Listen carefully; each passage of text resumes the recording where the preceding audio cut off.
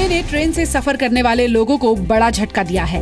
9 सितंबर से राजधानी, शताब्दी और दुरंतो के किराए में फ्लेक्सी प्लान लागू किया गया है। फ्लेक्सी प्लान के तहत हर 10% सीट बुक होने के बाद किराया 10% बढ़ेगा। देर से टिकट बुक करने पर किराया 1.5 गुना तक महंगा हो सकता है। राजधानी, शताब्दी और दुरंतो के सेकेंड और थर्ड एसी को फ्लेक्सी प्लान के तहत लाया गया है। फर्स्ट क्लास एसी और एग्जीक्यूटिव क्लास को फ्लेक्सी प्लान के तहत नहीं लाया गया है। तीनों ट्रेन में प्रीमियम तत्काल कोटा लागू नहीं होगा, जबकि तत्काल टिकट 1.5 गुना महंगा होगा। जिन यात्रियों ने पहले से टिकट बुक कर ली है, उन पर बढ़ा हुआ किराया लागू नहीं होगा। फेयर सिस्टम राजधानी, दुरंतो और शताब्दी ट्रेनों में ऐसा निर्णय लिया गया है और ये फ्लेक्सी फेयर सिस्टम एप्लीकेबल और लागू हो जाएगा 9 सितंबर की मॉर्निंग से। सरकार एलपीजी सब्सिडी पॉलिसी पर बड़ा बदलाव करने जा रही है। सरकार सब्सिडी पर रोड मैप बनाकर ये तय करेगी कि सब्सिडी का हकदार कौन है। सरकार सिर्फ बीपीएल यानी गरीबी रेखा से नीचे रहने वाले परिवारों को ही एलपीजी पर सब्सिडी देने पर विचार कर रही है, यानी उन लोगों को एलपीजी पर सब्सिडी नहीं मिलेगी जो गरीबी रेखा से ऊपर है। इस मामले में सरकार सभी पक्षों के बीच सहमति बनाने की कोशिश में जुटी है। विश्व बाजार को ध्यान में रखते हुए और मैंने कहा कि सब्सिडी धीरे धीरे कुछ चंद लोगों को दिया जाएगा। जो जरूरतमंद लोग हैं उन्हीं को सब्सिडी दिया जाएगा। जम्मू कश्मीर से लौटे सर्वदलीय प्रतिनिधिमंडल ने राष्ट्रीय सुरक्षा से समझौता किए बिना कश्मीर के सभी पक्षों से बातचीत का फैसला किया है। देश की अखंडता और प्रभुसत्ता को लेकर के किसी प्रकार का समझौता करने की कोई गुंजाइश नहीं। सदस्य ये अपील करते हैं प्रदेश जम्मू कश्मीर के लोगों से कि वो हिंसा का रास्ता त्याग करके चर्चा के लिए और बातचीत के द्वारा हर मसले को और प्रत्येक विषय को समाधान करने के लिए सामने आए। गृह मंत्री की मौजूदगी में हुई बैठक में प्रस्ताव पास किया गया कि कश्मीर मुद्दे से जुड़े सभी पक्षों से बातचीत हो। प्रस्ताव में ये भी कहा गया कि कश्मीर में हिंसा के लिए कोई जगह नहीं है, राष्ट्रीय सुरक्षा को लेकर कोई समझौता नहीं होगा और बातचीत के जरिए समस्या का समाधान निकाला जाना चाहिए। एक unconditional political dialogue with all stakeholders, dialogue with all stakeholders की बात ये रेजोल्यूशन में आई और ये डायलॉग अब आप इसको सुलझाने के लिए करिए ताकि इमीडिएटली नॉर्मलसी रिस्टोर हो और आगे को एक परमानेंट सॉल्यूशन हो। 8 जुलाई को हिजबुल मुजाहिदीन के आतंकी बुरहान वानी के एनकाउंटर के बाद कश्मीर घाटी में हिंसा शुरू हुई। पाकिस्तान में भारत के उच्चायुक्त गौतम बम्बावले के अपमान पर विदेश मंत्रालय ने पाकिस्तान के उच्चायुक्त अब्दुल बासित को समन भेजकर तलब किया है। भारत ने नाराजगी जाहिर की है कि इंडियन हाई कमिश्नर के साथ हुआ बर्ताव राजनयिक शिष्टाचार के मुताबिक नहीं था। मंगलवार को कराची में चैम्बर ऑफ कॉमर्स की ओर से एक कार्यक्रम का आयोजन किया गया था, जिसमें भारत के उच्चायुक्त गौतम बम्बावले को भाषण देना था। कार्यक्रम से ठीक आधे घंटे पहले गौतम बम्बावले को कार्यक्रम रद्द होने की जानकारी दी गई और कार्यक्रम रद्द होने की वजह भी नहीं बताई गई। पाकिस्तान के खिलाफ G20 सम्मेलन में पीएम मोदी के कड़े रुख के बाद अमेरिका ने भी पाकिस्तान को आतंकवाद पर फटकार लगाई है। अमेरिका ने पाकिस्तान से कहा है कि वो अपनी जमीन से पनप रहे आतंकी संगठनों के खिलाफ कार्रवाई करे। अमेरिकी विदेश मंत्रालय के उप प्रवक्ता मार्क टोनर ने कहा, अमेरिका इस मामले में बिल्कुल स्पष्ट है कि पाकिस्तान को सभी आतंकी संगठनों को निशाना बनाना चाहिए। इसमें वो संगठन भी शामिल हो जो उसके पड़ोसी देशों को निशाना बनाते हैं। This is a normal formulation of the US State Department telling Pakistan to do more on terrorism from its soil and within Pakistan. दूसरी तरफ पाकिस्तान के आर्मी चीफ जनरल राहिल शरीफ ने कश्मीर को पाकिस्तान के गले की नस बताया है।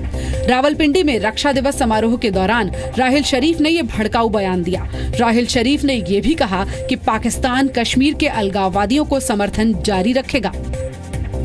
कश्मीर के मसले का हल UN रेजोल्यूशंस पर अमल करने से ही मुमकिन है। कश्मीर हमारी शहराग है और हम तहरीक आज़ादी की हर सतह पर सफारती और इखलाकी मदद जारी रखेंगे। प्रधानमंत्री मोदी ने आज लाओस की राजधानी में जापान के प्रधानमंत्री शिंजो आबे से मुलाकात की। पीएमओ ने ट्वीट करके बताया कि प्रधानमंत्री ने जापान से मजबूत संबंधों को लेकर चर्चा की। पीएम कल लाओस में 14वें आसियान इंडिया समिट और 11वें ईस्ट एशिया समिट में हिस्सा लेंगे। इसके अलावा प्रधानमंत्री की म्यांमार और साउथ कोरिया के नेताओं से भी मुलाकात होगी। 6 महीनों के भीतर ये प्रधानमंत्री मोदी और जापान के प्रधानमंत्री शिंजो आबे की दूसरी मुलाकात है। दोनों नेता अप्रैल में न्यूक्लियर सिक्योरिटी समिट के दौरान वॉशिंगटन में मिले थे। पंजाब में आम आदमी पार्टी के नेता विजय चौहान पर यौन शोषण का आरोप लगा है। चौहान पर आरोप है कि उन्होंने संगरूर में एपी का ऑब्जर्वर रहते हुए पार्टी के दफ्तर में काम करने वाली महिला का यौन शोषण किया। इसकी लिखित शिकायत पीड़ित के पति ने दिल्ली के सीएम केजरीवाल और एपी के पंजाब प्रभारी संजय सिंह से भी की, लेकिन 8 महीनों बाद भी कोई कार्रवाई नहीं हुई। संगरूर में एपी के 2 कार्यकर्ताओं ने चौहान पर आरोप लगाते हुए एक ऑडियो टेप जारी किया।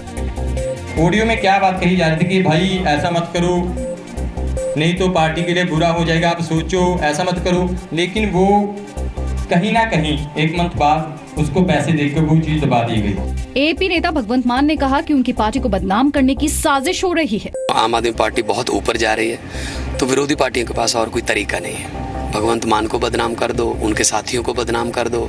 ये दिल्ली वाले हैं, कहाँ दिल्ली वाले हैं? जब मैंने 121 रैलियां की थी दिल्ली में, तो दिल्ली वालों ने तो एक दिन भी नहीं कहा कि ये पंजाब वाले हैं। पंजाब महिला आयोग ने राज्य के डीजीपी से एपी नेताओं पर लगे यौन शोषण के आरोपों की जांच की मांग की है।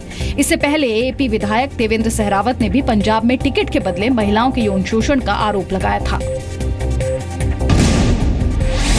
पश्चिमी उत्तर प्रदेश के हिंडन नदी में जहरीले पानी को लेकर जी न्यूज की खबर का बड़ा असर हुआ है। नेशनल ग्रीन ट्रिब्यूनल ने इसको लेकर यूपी जल निगम और बागपत के चीफ मेडिकल ऑफिसर को फटकार लगाई है। एनजीटी ने पूछा कि जिन गांवों में गंदे पानी की सप्लाई हो रही है, वहां साफ पानी मुहैया कराने के लिए जल निगम और दूसरे विभागों ने क्या कदम उठाए। एनजीटी ने कहा कि लीपापोती करने के बजाय सरकारी विभाग और अधिकारी मौके पर जाकर काम करें, नहीं तो उन्हें सबक सिखाया जाएगा। एनजीटी के मुताबिक प्रभावित गांवों में लगे हैंडपंप को लाल रंग से रंगने से कुछ नहीं होगा, उन्हें जल्द से जल्द हटाया जाए। जी न्यूज के शो डीएनए में कैंसर यात्रा सीरीज के जरिए हमने दिखाया था कि हिंडन के दूषित पानी की वजह से कैसे इसके किनारे पर रहने वाले लोग कैंसर जैसी गंभीर बीमारियों के शिकार हो रहे हैं।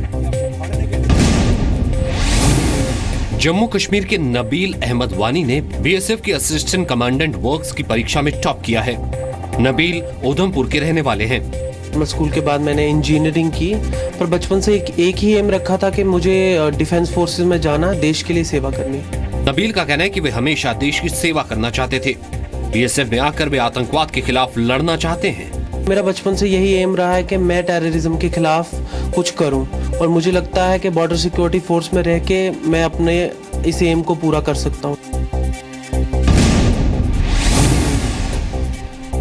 एप्पल का आईफोन 7 और 7 प्लस आज लॉन्च हो सकता है।